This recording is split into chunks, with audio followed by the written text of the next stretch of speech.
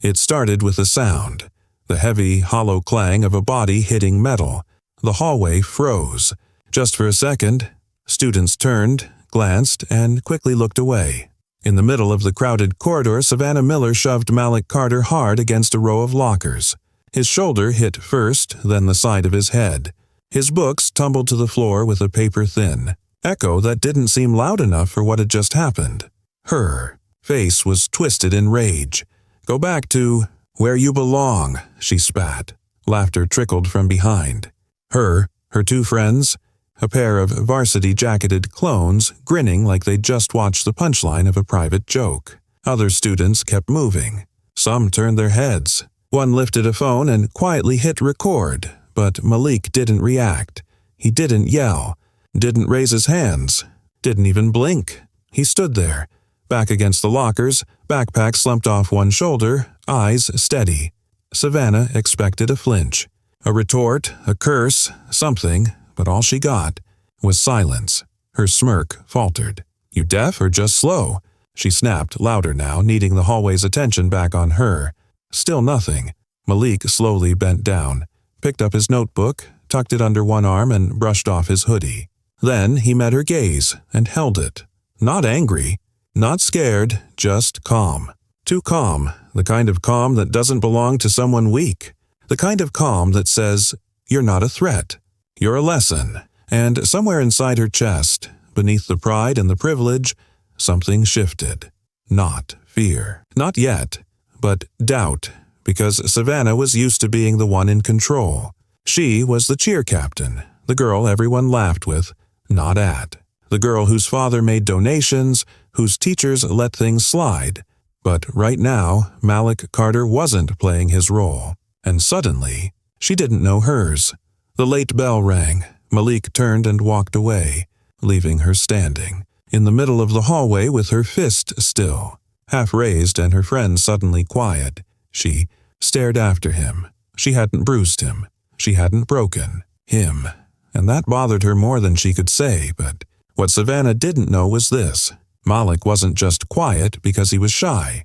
He was quiet because he'd been taught to calculate, to endure, to choose his moments carefully, and he'd learned all of that from his father, Special Agent Darius Carter of the FBI. That day, Savannah thought she'd won, but what she did was start a countdown she wouldn't see coming.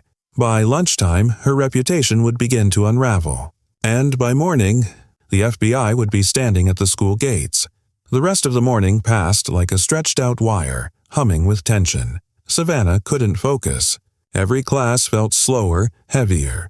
She glanced at Malik every chance she got, expecting him to look at her, to whisper about her, to flinch or retreat. But he didn't. He moved through the day like nothing had happened. No drama, no outburst, just that same calm presence. Unreadable, untouchable. It got under her skin. By lunchtime, she was boiling. The cafeteria was buzzing, trays clattering, voices bouncing, the usual chaos of kids trying to pretend school didn't exist for 45 minutes. And there he was, Malik Carter, sitting alone near the back corner, a tray of food untouched in front of him, headphones in. "Eyes down," she snapped, strutting over with purpose. Savannah's sneakers echoed louder than the rest of the room. A few students nudged their friends. Others reached for their phones. "Still eating alone, huh?" She called loud enough to carry across 2 tables. "Guess no one wants to sit with you?" Malik didn't look up. He calmly removed one earbud and kept chewing. That silence again. Savannah's fists clenched. Her friends lingered behind her, unsure. She leaned in, her voice venom-laced. "I don't know who you think you are, but—" He looked up. Just one look. Direct, steady, not defiant. Not afraid. Just there. Grounded like he belonged in that moment more than she ever had.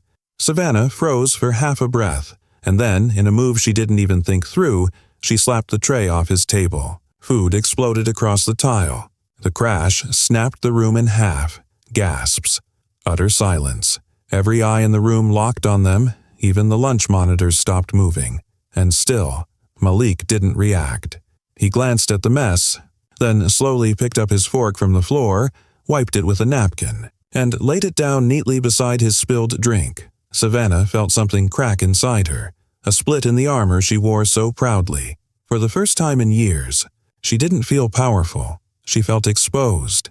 And Malik, he just sat there, watching, calm, silent. But that silence, it was a warning, a quiet, unspoken, you'll see. That night, the videos hit social media. First the hallway shove, then the cafeteria tray. By morning, they were viral, and somewhere in a black SUV parked across the street from the school, Special Agent Darius Carter watched both clips on repeat. He didn't ask questions. He didn't need to. He was already planning his visit. Savannah didn't sleep that night. She stared at her phone, watching the videos loop again and again. First the shove in the hallway, then the tray in the cafeteria. Her face, her voice, her words. Replayed, dissected, shared. The comment sections were filling up. Disgusting. Typical privileged brat. Imagine if the roles were reversed. Who is that kid? She threw her phone onto the carpet and sat in the dark, breathing fast. Her heart was racing, but not from guilt, from fear. The kind that starts as heat in the stomach and spreads up the spine, because people were talking. And worse, they were watching. Across town, in a quiet living room lit only by the glow of a muted TV, Special Agent Darius Carter leaned forward in his chair, still watching. He'd seen hate before, in boardrooms, in bomb threats, in prison interviews with domestic terrorists. But seeing it directed at his son, in front of an entire school, that was different. And Malik hadn't said a word, not about the hallway, not about the cafeteria. That silence meant something. It wasn't weakness, it was control. And now, it was his turn to respond. Back in her home, Savannah sat across from her father at the breakfast table the next morning. He didn't speak for a long time, just sipped his coffee and scrolled through his phone. Finally, he looked up. "What did you do?" he asked. His voice wasn't angry, just cold, tired. "He started it," Savannah muttered. He didn't believe her. He didn't have to say it. "They're saying his father's with the FBI," he said. That stopped her. Her throat tightened. "That's not true," she said quickly. Too quickly, but the way her dad stood up, grabbed his keys, and walked out of the room. That told her everything. He knew. And now, there was nothing he could do to fix it. At school, eyes followed her down the hall like lasers. No cheers. No smirks, just silence. And Malik? He walked past her without even a glance. That burned more than anything. She wasn't used to being ignored. She wasn't used to being powerless. That afternoon, a black SUV pulled into a faculty parking spot behind the school. The engine cut. The door opened. Polished shoes stepped onto the pavement. A tailored suit followed. The man didn't rush. He didn't need to. He knew exactly where he was. Going. And he wasn't here for a meeting. He was here for justice. The SUV was still parked when the final bell rang. Some students whispered that it had been there since second period. Others said they saw two men in suits step out and walk the halls with the principal. No one really knew for sure. But what they did know was this. Something was happening, and it had to do with Malik Carter. Savannah sat frozen in her last class, eyes glued to the window where the black SUV sat gleaming beneath the autumn sun. She didn't hear the teacher dismiss the class, didn't notice her friends leave without her. Her mind was racing, no longer with denial but panic, because the rumors were catching fire. His dad's FBI. She's not just in trouble. She's under investigation. Someone said her dad tried to call the school board to shut it down. The whispers were everywhere. Each one chipped a little deeper into Savannah's illusion of control. Meanwhile, Malik walked the hallway alone. But this time, the silence wasn't isolation. It was respect. No laughter. No side eyes. Just space. Like the crowd had finally realized what they were standing next to. Not a quiet kid, but a fuse. And now they were all waiting to see what, or who, would light it. Inside the main office, the air was different. Tense. Heavy. The principal sat rigid behind her desk, while Special Agent Darius Carter stood across from her, calm but commanding. His badge sat neatly on the table between them, a silent reminder of who he was and why he was here. "I'm not here to threaten anyone," he said, "but I want to know how a hate incident involving my son went unreported by school staff, and why this girl felt safe enough to do it in front of an audience." The principal stammered out excuses. Hallway crowding. Teachers unaware. Protocols missed. Darius didn't flinch. He'd heard excuses before. He wasn't here for explanations. He was here for change. "I'm not pressing charges," he added, voice low. "But this ends now." Wendy D. was pulled from her last class 15 minutes before dismissal. She walked to the office with her heart thudding in her ears, and when she saw Malik's father standing just outside the office door, tall, expression unreadable, FBI badge still visible, something inside her finally broke. Not anger, not pride, but fear, real fear.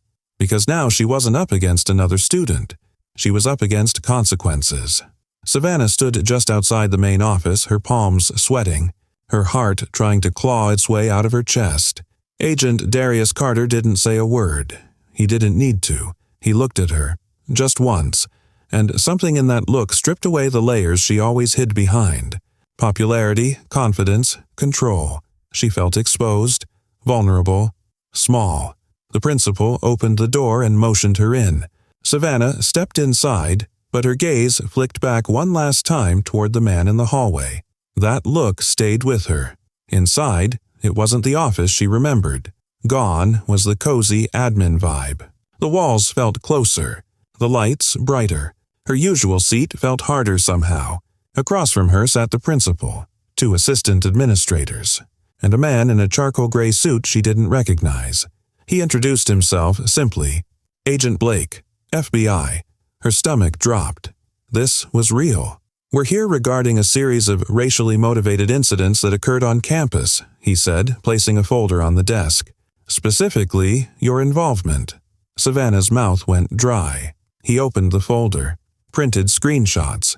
Hate-fueled comments posted under anonymous usernames, some months old, all traced to the same school IP address. Some used slurs. Others mocked Malik directly.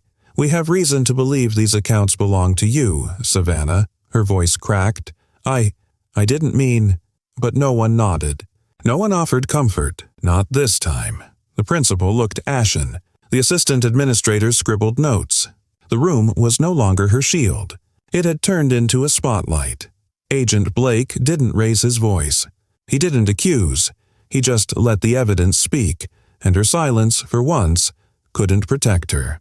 Outside, Malik sat quietly in a guidance counselor's office.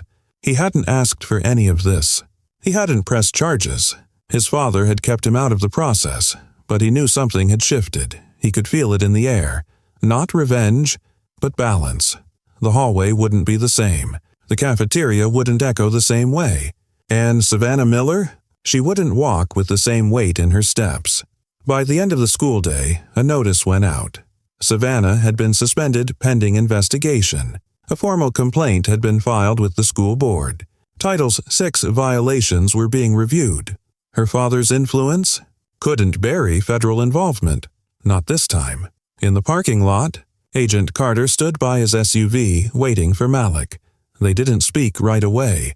When they did, it was just a quiet nod between father and son. Not a celebration. Not a victory. Just understanding.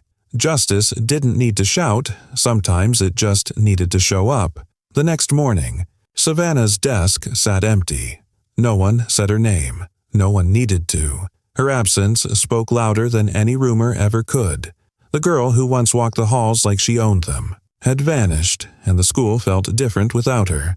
Malik walked through the main corridor, his backpack slung over one shoulder. Eyes followed him, not out of curiosity anymore, but recognition. Quiet nods, avoided gazes. One teacher even gave him a respectful smile, like he was seeing him for the first time. It wasn't admiration, it was accountability. The hallway that had once been a stage for humiliation had become a place of quiet reckoning. No one shoved, no one sneered. And Malik? He didn't need to say a word. By lunch, whispers had shifted direction. Savannah's friends sat quieter now, their circle incomplete and uncertain. They scrolled through their phones instead of mocking others. A few had even started unfollowing her accounts, just in case.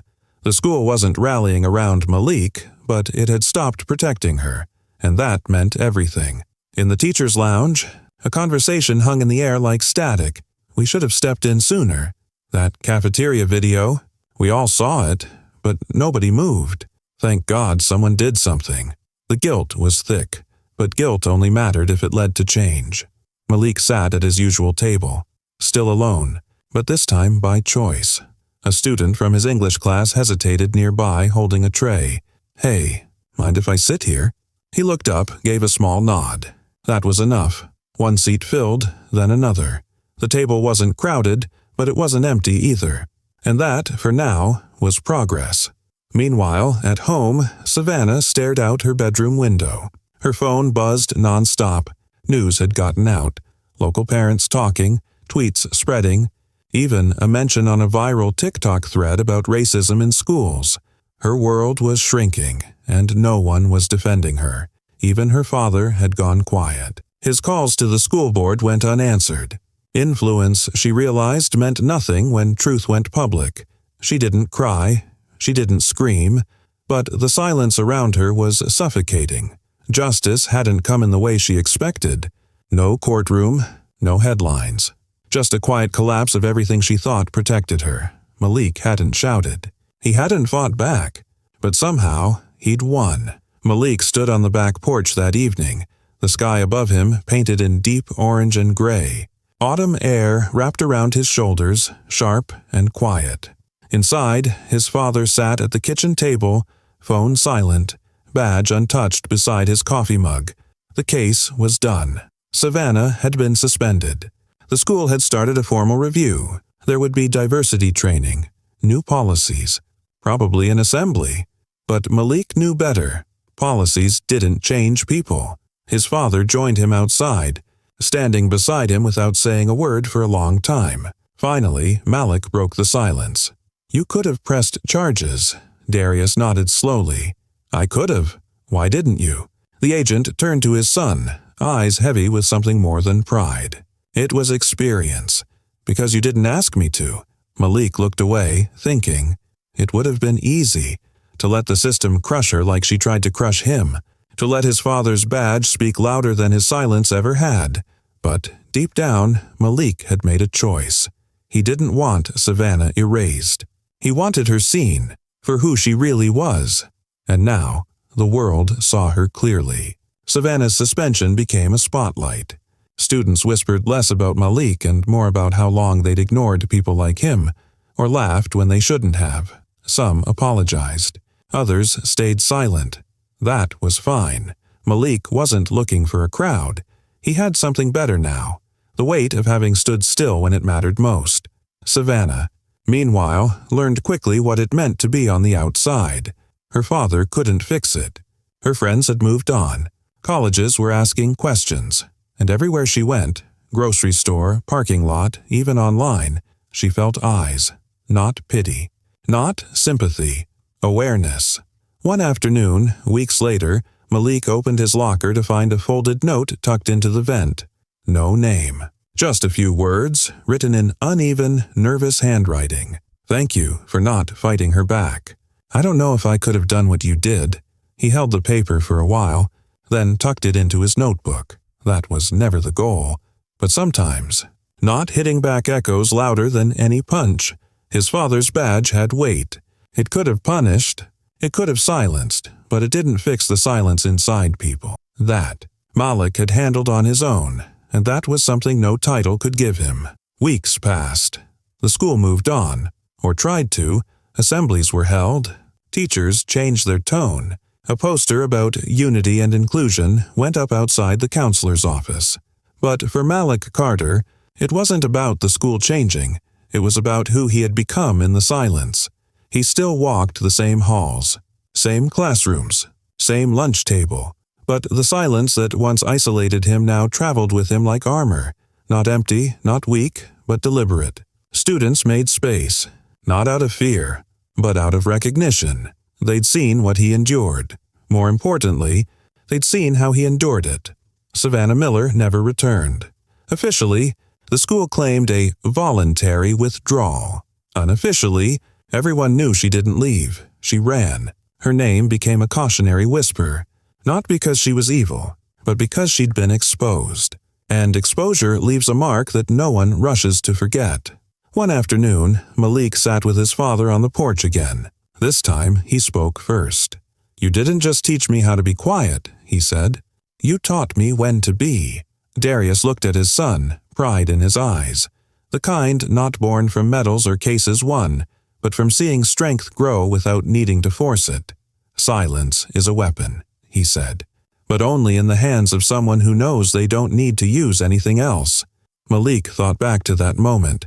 The cold sting of the locker, the food on the floor, the cameras recording, the eyes watching. They expected him to crack. He didn't. They expected him to retaliate. He chose not to. And in that choice, he shifted the balance of power without ever raising his voice. Some students would forget. Others never would. But Malik knew what he carried now. Not just his father's blood or his badge's shadow, but a legacy of control, of conviction, and a message bigger than revenge. The real power wasn't in who Savannah's father knew. It was in who Malik refused to become. As he packed his bag that day and headed home, he passed by the same row of lockers. One had a small dent still, barely visible, but still there. He paused, ran his fingers over the cold metal, and smiled. Not because he'd won, but because he hadn't needed to fight to matter. Do you believe silence can be stronger than violence? If Malik's story moved you, share this with someone who needs to hear it, because sometimes the quietest voice makes the loudest impact.